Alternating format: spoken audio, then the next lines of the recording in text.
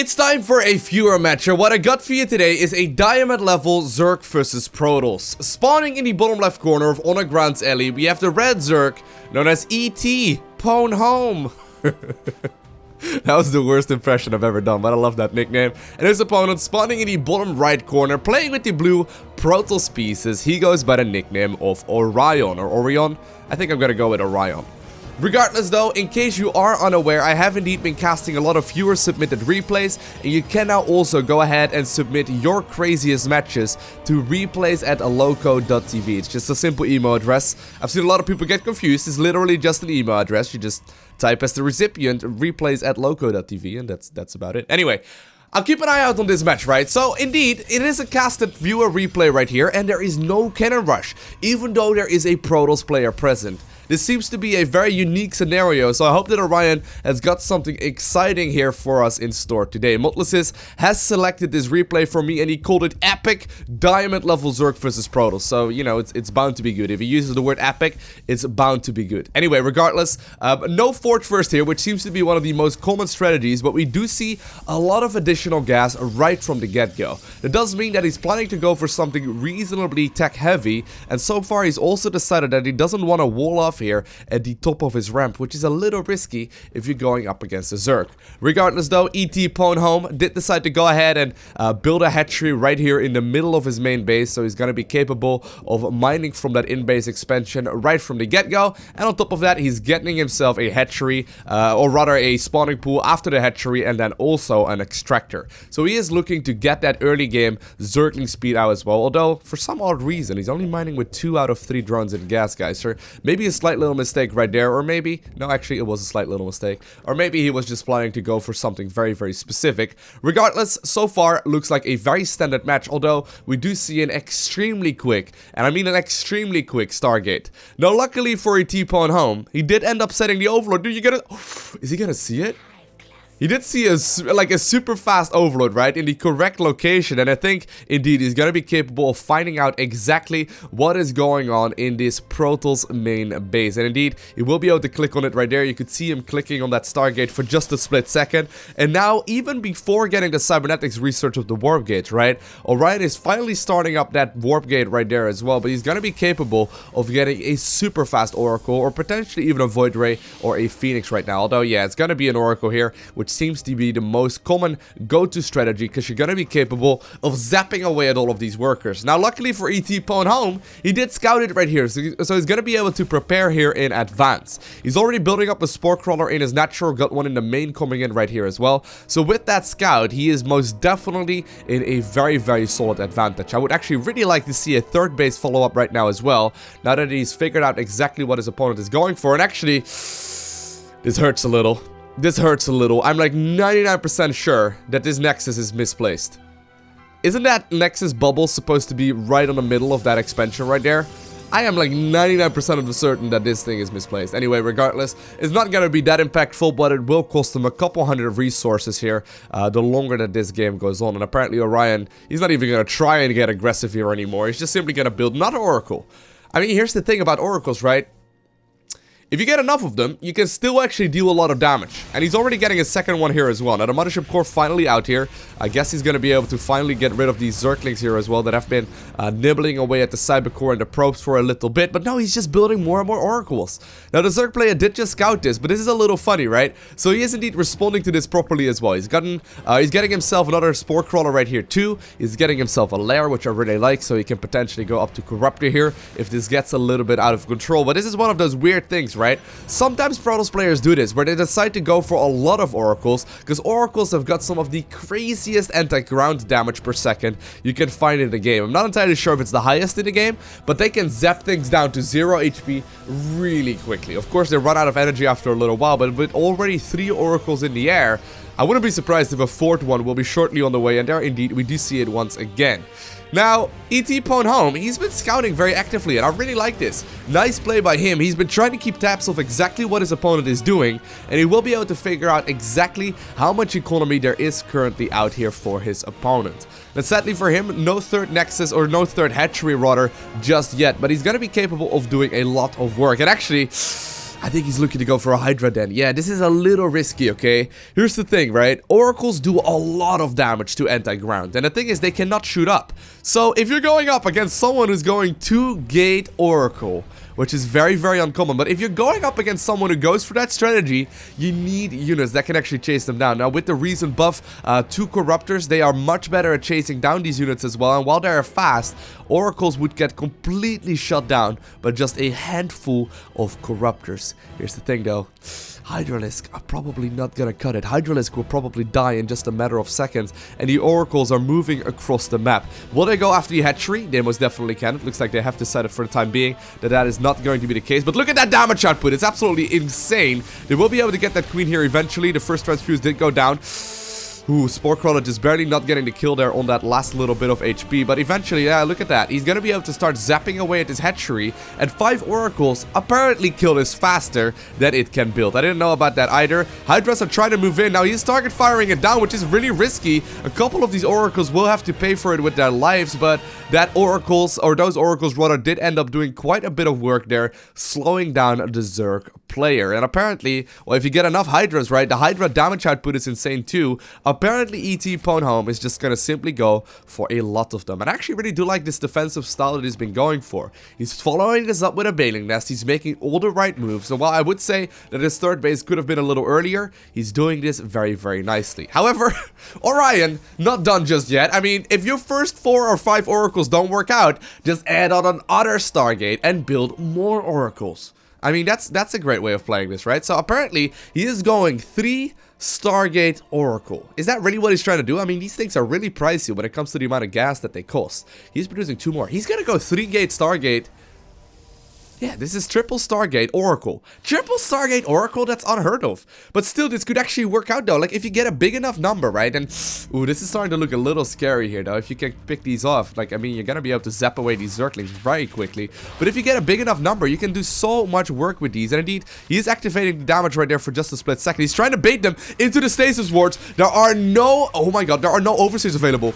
Only a handful of them get caught right there, but there is a second stasis war here on the top of this ramp, and more Oracles are joining in this fight as well. And here we go, he's gonna activate it, and look at that damage output. This is what I mean, right? Look at that damage output. They're gonna be able to shut down all of these Hydras with ease. He's gonna need something else. You're gonna need Corruptors if you want to fight this. Now, you don't need to be careful. Of course, you don't want to lose all of the probes to a handful of slow Banelings. It does look that that's not gonna be the case. The stasis ward did end up grabbing a few of these Zerglings as well, but still. What a weird game. Triple Stargate Oracle. Triple Stargate Oracle. This is one of the situations, right? If you are the Zerg player and you're trying to play a standard game, you just simply have to know how you need to respond to this, right? So if you are a Zerg player and you're watching this, and you are facing this maybe semi-regularly, make Corruptors. Corruptors absolutely shut this down, because Oracles cannot shoot up. Regardless though, the ground army, I mean, look at the damage output. It's absolutely insane. They're gonna be able to do so much damage, and the last of these Hydras, once again, do get cleaned up. Now, of course, right, these units will have to regenerate energy. They do not have an infinite amount of shooting available, so they will need to deactivate their shooting ability for just a little while before they can go ahead and fight across the map to live another day. And eventually, yeah, we do see that Spire go down. Apparently, E.T. Ponehome getting enough of it. He's getting himself additional gas now from that third base as well, and he's gonna be able to get Corruptors here in just a bit. But at the same time, though, there's already a third Nexus going down, and Orion is actually building up a really solid economy. Do want to be careful, of course. Fighting into a whole lot of Spore Crawlers, a little bit risky. But actually, he may very well be able to zap down at the Spire if he so decides to do so. It looks like that's not going to be the case. It is a little risky, though, to commit to such a crazy amount of damage. But still, he's just going to simply continue onwards here. But he has scouted the production here of the Spire. He knows about this right now as well with that Revelation ability. So he can keep track of exactly what is going on here on the Zerg's end of the map. And I wonder what his plan here is. I mean, will he just put down a 4th Stargate? I mean, I wouldn't be surprised at this point. He's gonna need something else though. Maybe a couple of Void Rays that are extremely good, of course. That he's going for a 4th Stargate. I was making a joke, Orion. I was making a joke here. Anyway, if you go for like a bunch of Void Rays, right, they're gonna be able to deal bonus damage to armored units. And guess what units are armored? The Corruptors are. And indeed, the Corruptors are right now on the production tab. This is most definitely a higher level game. But apparently he has decided that he wants to go for Phoenixes. Ooh. Not entirely sure if I like that decision all too much. 3-gate Phoenixes though, or 4-gate Phoenixes rather, will still be able to produce a ton of them. So I guess he's going to be capable of getting himself a lot of additional production there. Look at the amount of oracles though. What do you call an amount of oracles like this? Like, what is the kind of name you call this? And look at the amount of damage they deal. They're going to be able to shut this down very, very easily. This base is going to end up losing all of its workers. And indeed, the units are just simply going to be able to fly out of there. And even though the Corruptors are a little faster, they're not quite going to be able to catch up with all of these oracles here for the time being. Void Rays indeed were in production right there for a little bit. He actually ended up canceling it. I don't really know exactly, or I don't actually know exactly why he did that. He had the oracles there ready to go. Once again though, or rather he had the Void Rays right there ready to go, but once again though, that Stasis Ward and that Photon Overcharge will shoo away at this Zerg army for a little while. Now, we do see a couple of Lurker here, right? And I quite like this move. Of course, the Lurkers are going to be able to deal quite a bit of damage. In particular, you know, if he manages to get rid of these Photon Cannons, that will be really the only detection here for the time being. Of course, Oracles do still have Revelation, so they can just simply see these Cloak units here as well. But look at the amount. Do we call this like a cloud of Oracles? Is that what we call it? I'm not entirely sure if that's the correct name. This is going to be risky, though. Now, I would really like to see, I guess, a fleet beacon at this point, just to get the additional range here on these Phoenixes as well. Apparently, though, Orion has decided that he wants to start adding on a couple of additional gateways instead. So he's going to be capable of dealing maybe a bit of damage with, say, for example, Stalkers or maybe some Adepts here as well. But he's still making 4 Oracles at a time. 4-gate Oracle. That's not a standard build. And actually, look at the amount of damage here. This is going to be insane. The Phoenixes will be able to deal with this reasonably well, but Void Rays would have been so much better. I mean, I'm not sure. I'm not sure. I guess there are simply just a big, like, there's just simply a big enough number right here to shoo away all of these units, but this is not a worthwhile trade here for the Protoss player in blue. I mean, he's shooing away at all of these units, and sure, this will force Zerg to sit back for a little while longer, but he's losing a ton of stuff here in the process as well. Of course, the one benefit of going Corruptor, or rather for going Phoenixes, is that Protoss will be able to chase down those Corruptors very, very easily. And once again, after the Corruptors are cleaned up, the Oracles are coming back in. They're gonna try and do a bunch of damage, or at the very least, I thought they were. Apparently, though, that single hero Corruptor shooing away at all of these units, at least for the time being. But it looks like, once again, a little bit of an opener has been found, and the Protoss units are heading towards that natural, and they may very well be able to go after that Spire. Yeah, look at that damage output. It's insane. They're doing so much work, and I guess these 5 Corruptors are going to be the last of it. At the same time, though, the Zerg has indeed started counterattacking here towards that 4th base location. It does not get countered, but all of these Corruptors, I mean, they're going to be able to deal some damage here, but at the same time, the Oracles are dealing so much damage. They're all starting to run out of resources right now, however, but still, so many workers ended up falling here. 36 here in total, and while Corruptors are fast, they are not fast enough, and this is gonna be kind of interesting, right? I mean, these are really the last of the Corruptors here for the time being, until Zerg decides to remake. And actually, that's a big deal. But before Zerg decides to remake a couple of these units, and he will need to get himself an additional Spire. Now, sadly, right there, for Orion, he did end up flying his Oracles above these Hydralisk. A little bit of sloppy micro right there, not controlling those units brilliantly. And I guess that ended up slowing him down for a little while. At the same time, though, while E.T. Pwn Home did end up losing quite a few workers, he has secured himself that 4th base location. And while he doesn't have a lot of income here anymore, it's only 44 versus 58 workers, he is still advancing on all of these Protoss units.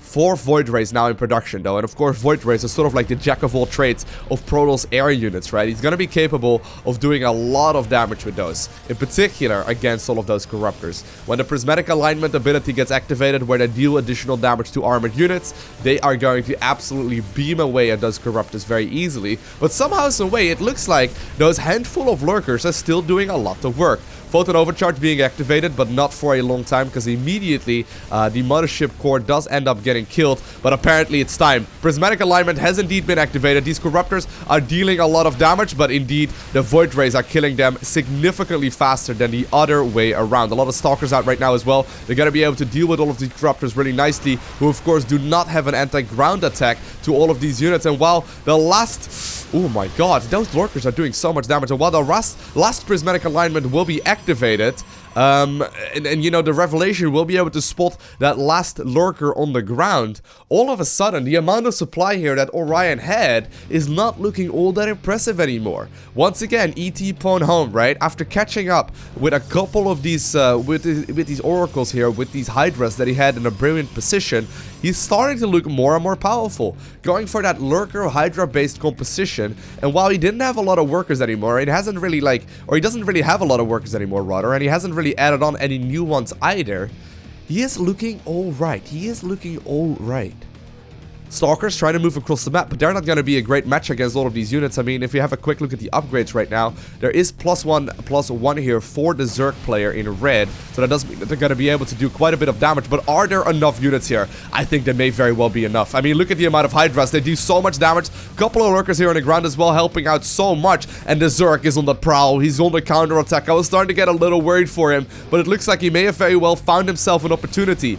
2 additional bases are being added on right now for the Protoss player. One of them did just end up finishing, but he's on the prowl. He's trying to close out this game right here, right now. And I wonder, are there enough Zerg units to go ahead and do exactly that? I think there may very well be. I think there may very well be. Look at the amount of stuff that there is. Still more and more oracles though, and oracles still do a lot of damage to all of these hydralisks. He's trying his very best to target fire them down. Beautiful target firing there, getting rid of all of these oracles. And I think actually that Zerg may have just barely broken this positioning here from the Protoss. And while Protoss had some valiant effort here to do a lot of damage, these couple of slow zealots, they're not gonna cut it. They're gonna be able to they're gonna be able to run to their deaths. And apparently Orion did not appreciate losing this match. What an awesome game. I really enjoyed that. That was really cool.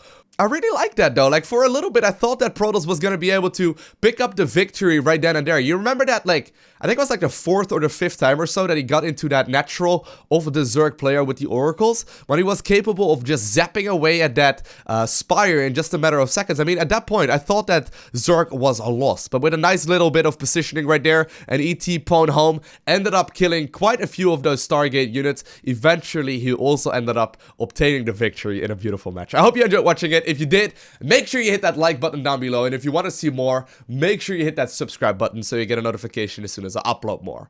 I want to thank you for watching. Have an amazing day. Do not forget to smile, alright? And I will see you in the next one.